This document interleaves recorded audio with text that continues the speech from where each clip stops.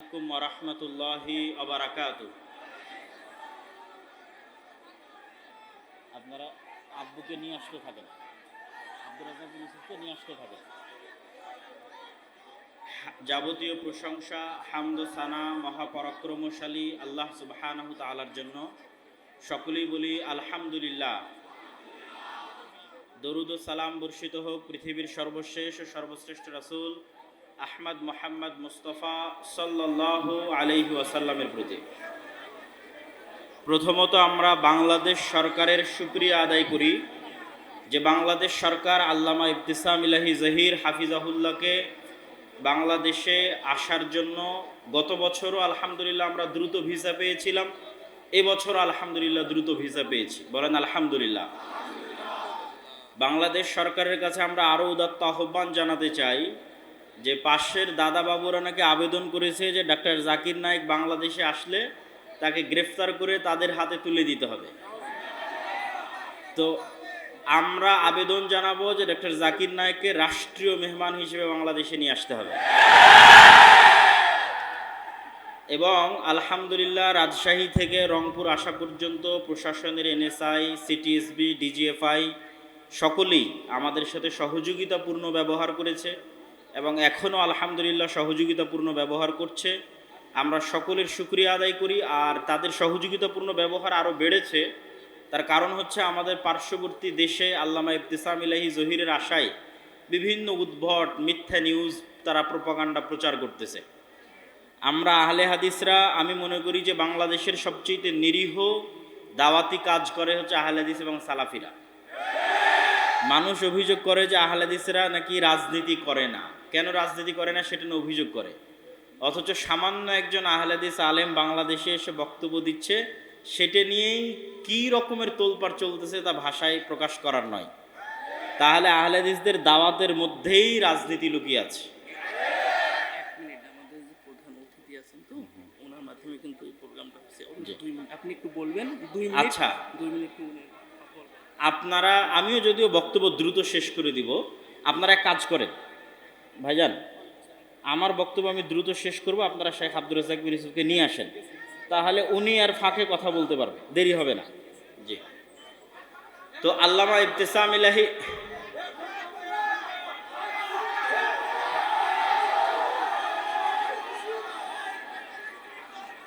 আল্লামা ইবতিসাম ইলাহি জহির হাফিজাহুল্লাহ যে বিষয়ে বক্তব্য দিচ্ছিলেন সেই বিষয়টি ছিল ঈমান এবং ইলম। ঈমান বিল গায়ব, অদৃশ্যের উপর বিশ্বাস, আর ইলম আল্লাহ সুবহানাহু তাআলা এবং তার রাসূলের পক্ষ থেকে আসা ইলম বা জ্ঞান। আমিও গত কয়েকদিন যাবৎ ঈমানের উপর বক্তব্য দিয়েছি। ঈমান বিল গায়ব, ঈমান বিল গায়েব হচ্ছে মুসলমানদের সবচেয়ে বড় সম্পদ। আর ঈমান বিল গায়েব না থাকলে মুসলমানেরা সবচেয়ে দুর্বল। কয়েকটা উদাহরণ দিই আপনাদের সহজভাবে বোঝার জন্য। মুসা আলাইহিস সালাতু ওয়াস সালাম ফেরাউনের তুলনায় দুনিয়াবি শক্তিতে সবচেয়ে দুর্বল ছিলেন। আজকের গাজার মানুষও ইসরায়েলের কাছে অত দুর্বল নয় মুসা আলাইহিস সালাতু ওয়াস সালাম ফেরাউনের কাছে যত দুর্বল ছিলেন দুনিয়াবিভাবে। তো মুসা আলাইহিস সালাতু ওয়াস সালাম যদি দুনিয়াবি বিজয়ের চিন্তা করতেন দুনিয়াবিভাবে, দুনিয়াবি পদ্ধতিতে, তাহলে তিনি কখনোই বিজয় অর্জন করতে পারতেন না। কিন্তু মুসা আলাইহিস সালাতু ওয়াস সালামকে আল্লাহ সুবহানাহু তাআলা শিখিয়েছেন যে ইন্নাল্লাহা আলা কুল্লি শাইইন কাদির, আল্লাহ সকল কিছুর উপর ক্ষমতাবান, পৃথিবীতে আল্লাহর ফেরেশতা বিরাজমান। অতএব মুসা তুমি আল্লাহর ক্ষমতার উপর ভরসা রাখো এবং আল্লাহ সুবহানাহু তাআলার ফেরেশতা তোমার সহযোগিতার জন্য সর্বদা তোমার সাথে আছে। তো মুসা আলাইহিস সালাতু ওয়াস সালামের হাতের লাঠিকে আল্লাহ সাপ বানিয়ে দিয়েছিলেন, সমুদ্রের মধ্যে আল্লাহ রাস্তা তৈরি করে দিয়েছিলেন, মরুভূমিতে আল্লাহ সুবহানাহু তাআলা পাথর থেকে ঝর্ণা তৈরি করে দিয়েছিলেন, মরুভূমিতে আল্লাহ সুবহানাহু তাআলা আসমান থেকে মান্না এবং সালওয়া খাবার পাঠিয়েছিলেন। এবং আল্লাহ সুবহানাহু তাআলা তাদের জন্য এমন অসংখ্য ব্যবস্থাপনা করেছিলেন যেগুলো গায়েবী মদদ ছাড়া সম্ভব ছিল না, দুনিয়াবি কোনো শক্তি দিয়ে সম্ভব ছিল না। ঠিক তেমনি আমরা যদি মুহাম্মদ সাল্লাল্লাহু আলাইহি ওয়াসাল্লাম, আবু বকর, ওমর, ওসমান, আলী রাদিয়াল্লাহু তাআলা আনহুম এদের জীবনী দেখি, খালিদ বিন ওয়ালিদ, আমর ইবনুল আস এদের জীবনী দেখি, তাহলে তৎকালীন বিশ্বের রোমান সাম্রাজ্য এবং পারস্য সাম্রাজ্যের তুলনায় দুনিয়াবি শক্তির দিক থেকে আজকের মুসলমানদের তুলনায় শতগুণ দুর্বল ছিল আবু বকর, ওমর, ওসমান, আলী রাদিয়াল্লাহু তাআলা আনহু। আজকের মুসলমানেরা আমেরিকা এবং ইসরায়েলের তুলনায় যত দুর্বল, মুহাম্মদ সাল্লাল্লাহু আলাইহি সাল্লাম এবং তার সাহাবীরা রোমান এবং পারস্য সাম্রাজ্যের তুলনায় তার চেয়ে শতগুণ বেশি দুর্বল ছিলেন। তাহলে তখনকার মুসলমানেরা বিজয় অর্জন করলো, এখনকার মুসলমানেরা মাজলুম কেন? কারণ কি? মুসা আলাইহিস সালাতু ওয়াস সালাম বিজয় অর্জন করলো, আজকের মুসলমানেরা মাজলুম কারণ কি? কারণ একটাই, যে খালিদ বিন ওয়ালিদ, আমর ইবনুল আস, আবু বকর, ওমর, ওসমান, আলী রাদিয়াল্লাহু তাআলা আনহুম এরা গায়েবের উপর ইয়াকিন রাখতেন। কেমন ইয়াকিন? দুই একটা ঘটনা শোনাই। গায়েবের একটা বড় বিষয় হচ্ছে ফেরেশতা। দুই একটা হাদিস শোনাই ফেরেশতাদের সম্পর্কে। একদিন এক সাহাবী যুদ্ধ করছে, তো দুই পাশে দুইজন সাদা ধবধবে পোশাক পরিধান করে তারাও যুদ্ধ করছে। সাহাবী বলছে, আমি এদেরকে পূর্বেও কোনোদিন দেখিনি, পরেও কোনোদিন দেখিনি। রাসূল সাল্লাল্লাহু আলাইহি ওয়াসাল্লামের সামনে যখন বর্ণনা দেওয়া হলো, তিনি বললেন, এরা ছিল জিব্রাইল আর মেকাইল, আল্লাহ পাঠিয়েছিলেন যুদ্ধ করার জন্য। আল্লাহু আকবার। উহুদের যুদ্ধে হানজালা রাদিয়াল্লাহু তাআলা আনহু শহীদ হয়েছে। তিনি বাসর ঘর থেকে বের হয়ে যুদ্ধের মাঠে গেছিলেন। রাসূলুল্লাহ সাল্লাল্লাহু আলাইহি ওয়াসাল্লামকে সাহাবীরা বললেন, তাকে গোসল দেওয়াতে হবে। রাসূল সাল্লাল্লাহু আলাইহি ওয়াসাল্লাম উত্তরে বললেন, তাগসিলুহুল মালায়েকা, ইতিমধ্যেই ফেরেশতারা তাকে গোসল দেওয়া সম্পূর্ণ করেছে। আল্লাহু আকবার।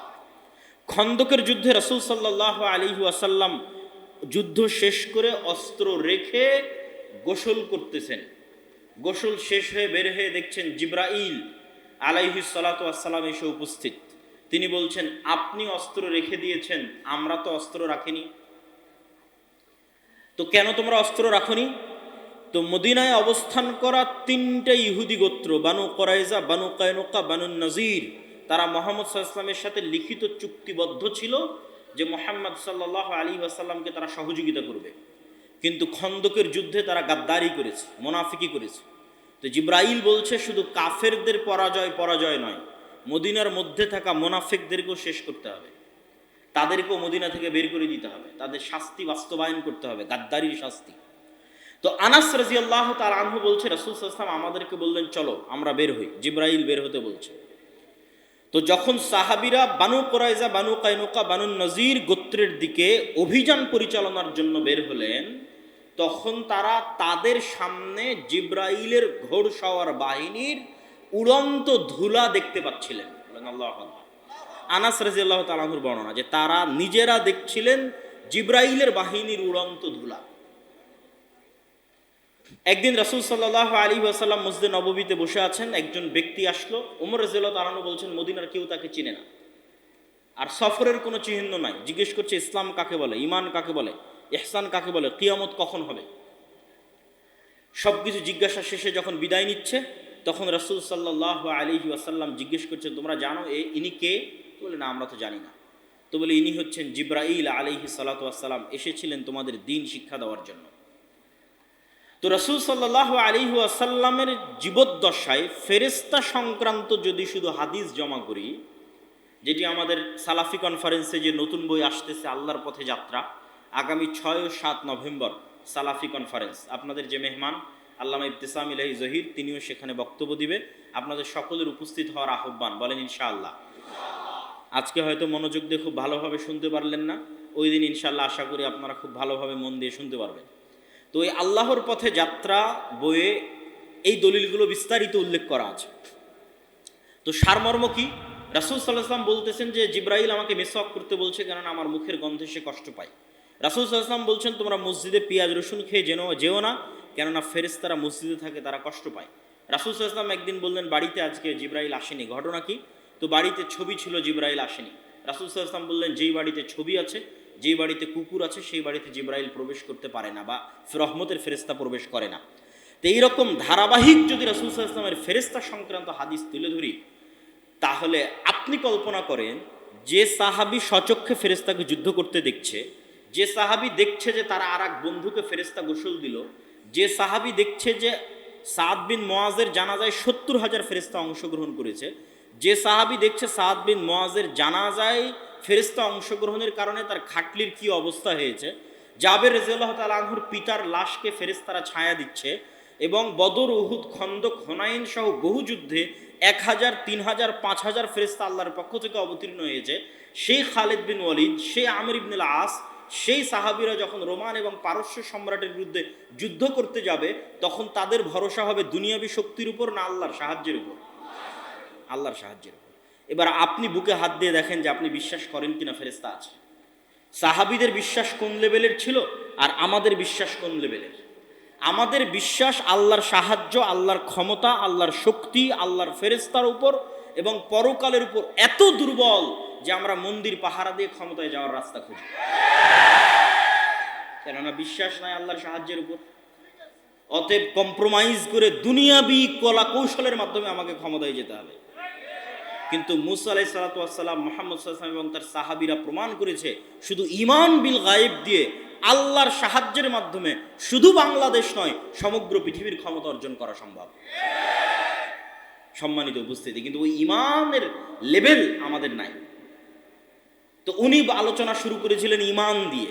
তো ঈমানের দুইটা পয়েন্ট আমি আমার বক্তব্যের মধ্যে থেকে যুক্ত করে বক্তব্য সামনের দিকে এগিয়ে নিয়ে যাব, যতক্ষণ আপনাদের শাইখ আব্দুর রাজ্জাক বিন ইউসুফ না আসছে।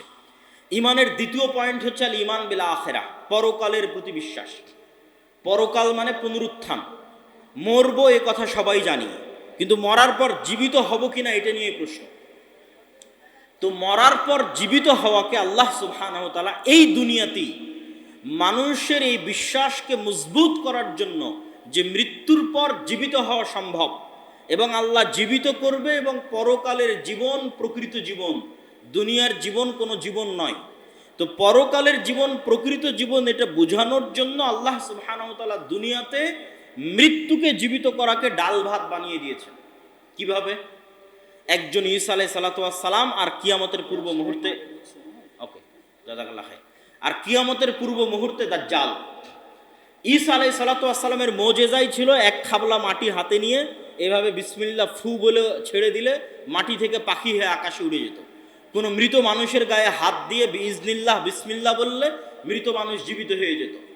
আর দাজ্জাল কিয়ামতের পূর্ব মুহূর্তে আপনাদের পিতা বা মাতাকে জীবিত করে আপনাদের সামনে পেশ করবে। বাস্তবে আপনাদের পিতা মাতা মারা গেছে, দাদা দাদি মারা গেছে, এখন কবর থেকে উঠে আসবে এই স্টেজে জীবিত অবস্থায়। এই দেখানোর মাধ্যমে, এই কারিশমা দেখানোর মাধ্যমে দাজ্জাল দাবি করবে যে সে আল্লাহ, কিন্তু সে আল্লাহ নয়। কিন্তু আল্লাহ সুবহানাহু ওয়া তাআলা এটি করার অনুমতি তাকে দিবেন। তো আল্লাহ সুবহানাহু ওয়া তাআলা ইতিপূর্বেও বহু মৃত মানুষকে জীবিত করেছেন, একজন নবীকে মৃত মানুষকে জীবিত করার মোজেজা দিয়েছেন, আর দাজ্জালও অসংখ্য মৃত মানুষকে জীবিত করবে। সুতরাং মৃত মানুষকে জীবিত করা কঠিন কিছু না সহজ কিছু? বলেন তো, মৃত মানুষকে জীবিত করা কঠিন না সহজ?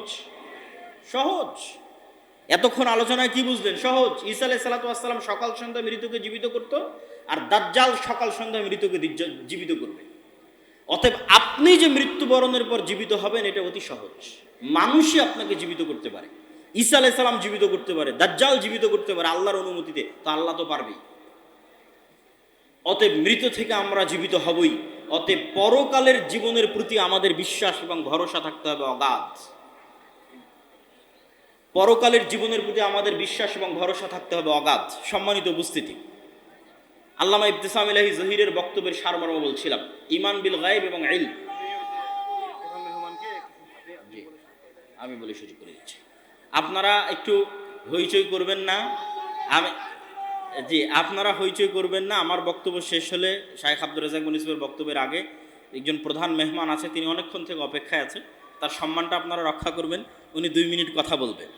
তো আমার বক্তব্যের শেষের দিকে এসে আপনাদের প্রতি উদাত্ত আহ্বান যে আমরা তো আজকে এসেছি, হয়তো গত বছরে এসেছিলাম, আবার কবে আসা হবে আল্লাহ সুবহানাহু ওয়া তাআলা ভালো জানে। কিন্তু আমাদের লিখিত পত্রিকা প্রতি মাসে আপনাদের কাছে আসার ব্যবস্থা করে। আমি প্রতি মাসে মাসিকাল ইতিসামে 3টে প্রবন্ধ লিখি। একটা সম্পাদকীয় লিখি, একটা মিন্নাতুল বাড়ি তৃতীয় খণ্ড লিখি, আর একটা এমনি যে কোনো বিষয়ে প্রবন্ধ লিখি, প্রতি মাসে 3টা। তাহলে আমি প্রতি মাসে লিখতেছি, আপনি সেটাকে মূল্যায়ন করতেছেন না, অথচ এটা তো বছরে একবার আপনার সাথে সাক্ষাৎ। হবে কি হবে না তাও গ্যারেন্টি নাই, কেন সারা বাংলাদেশের 64 জেলার অসংখ্য উপজেলায় যদি যাওয়া শুরু করি, কোনোটা না কোনোটা মিস যাবেই, বাদ যাবেই। কিন্তু যদি মাসিকাল ইতেসাম নিয়মিত নেন, তো ওখান থেকে আপনি জ্ঞান অর্জন করতে পারবেন।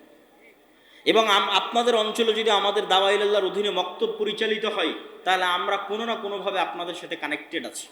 আপনাদের এই উত্তরাঞ্চলেরই বেশি মক্তব আমরা চালাই, প্রায় 600টা মক্তবের বলা যায় 400 থেকে 500টা মক্তব উত্তরাঞ্চলেরই। এবং এই 600 মক্তবের শিক্ষকরা এই অঞ্চলগুলো থেকে রাজশাহীতে গিয়ে ট্রেনিং নিয়ে তাদের থাকা খাওয়া যাতায়াত খরচ, মক্তবের শিক্ষার্থীদের বই পুস্তক ফ্রি বিতরণ করে তারপরে মক্তবগুলো চলতেছে। আর এখন এই মক্তবের জাতীয় পর্যায়ে প্রতিযোগিতা আয়োজন হচ্ছে, যেটা টিভি চ্যানেলে প্রচারিত হবে রমজান মাসে, যেটার প্রায় খরচ 50 লক্ষ টাকার বেশি। কিভাবে হবে সেটা আমি এখনও জানি না। আল্লাহ সুবহানাহু ওয়া তাআলার উপর ভরসা এবং আস্থা যে তিনি ব্যবস্থা করবেন ইনশাআল্লাহ। কিন্তু এটা বাংলাদেশের প্রথম কোনো রিয়েলিটি শো হবে মক্তবকে কেন্দ্র করে। তো আমরা আপনাদের গ্রামে যে মক্তব পরিচালিত হচ্ছে ওইটাকে মূল্যায়ন করতে চাই, কিন্তু আপনি সেটাকে মূল্যায়ন করছেন না। অথচ যাতায়াত খরচও বলছে আমরা দিব, বই পুস্তকও আমরা দিব, ট্রেনিংয়ে আমরা দিব। যে প্রতিযোগিতাগুলো সারা বাংলাদেশে হচ্ছে, এটাও আমরাই গিয়ে গিয়ে প্রতিযোগিতা আয়োজন করতেছি। অতএব আপনাদের প্রতি দত্ত আহ্বান থাকবে যে আল জামিয়া সালাফিয়ার সাথে আর দাওয়া ইলাল্লাহর সাথে এই অস্থায়ী বছরে একবার সাক্ষাতের সম্পর্ক এটা নয়, স্থায়ী সম্পর্ক প্রতিষ্ঠিত করেন। আপনাদের যদি দ্বীনি শিক্ষা প্রতিষ্ঠান থাকে, আল জামিয়া সালাফি আমরা দাবি করতে পারি বর্তমান বাংলাদেশে সৌদি আরব, পাকিস্তান, ভারত থেকে সবসময় আলেম ওলামা আসছে, দার্স দিচ্ছে।